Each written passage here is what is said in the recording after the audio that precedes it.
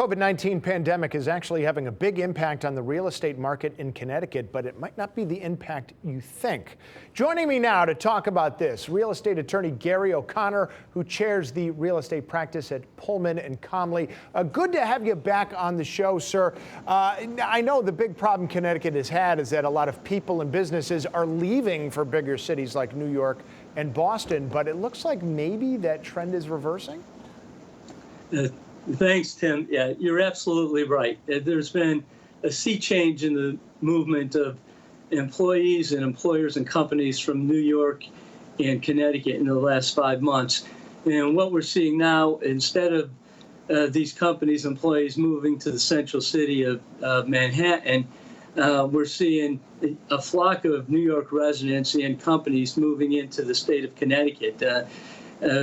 Between March and June alone, we've seen 16,000 New York City residents move to the state of Connecticut, and that compares with only 1,200 from 2019. So that's a dramatic increase. And even on the commercial side, we've seen a number of companies, both small and large, looking for office space in Fairfield County, Litchfield County, and beyond.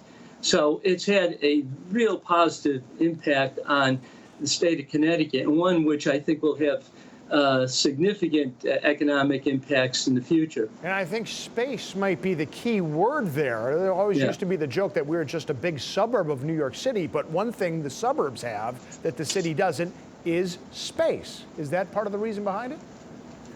That's correct. The suburban spaces are cool again. And there are a number of reasons why companies and employees alike are viewing these suburban office parks as attractive. And first is the cost. From the employer and company point of view, I mean, with COVID-19 and the requirement for increased space between employees, the elimination of these open floor plans, and increased social distancing, the employers are only able to utilize a fraction of that space for employees now that they once did. So if they had 100 employees in a space, maybe they have 40 now.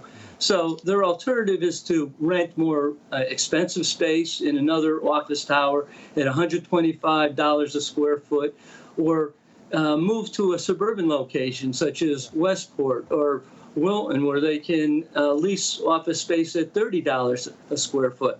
And if they go farther out into Connecticut, that rental rate is even lower. So it's a tremendous cost savings for these employers. Second is companies are trying to accommodate their employees.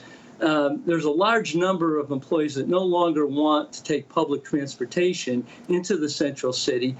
They don't want to deal with crowded streets or long queue lines waiting for crowded elevators. They'd rather drive in their car to a suburban office park in an open space lot, and walk 2 or 3 flights of stairs to their office space and avoid the elevators altogether. Rightly or wrongly, they believe this is more protective of their health, and employers are trying to accommodate. Also, we've seen technology advances at play during the quarantine. I mean, with advances in video conferencing, like Zoom conferencing, document share, and more secure and fully integrated computer networks, it's closed the distance between employees who work remotely. And it's eliminated a lot of the inefficiencies of remote work. Well, Gary, and it's good that you mentioned that, because I was kind of concerned that the big trend of working towards home would not have led to something like we're seeing here. But nevertheless, it is happening, and all of a sudden Connecticut is becoming attractive again. Is this, real quickly, because we are almost out of time, do you expect this to last, like satellite offices becoming hubs?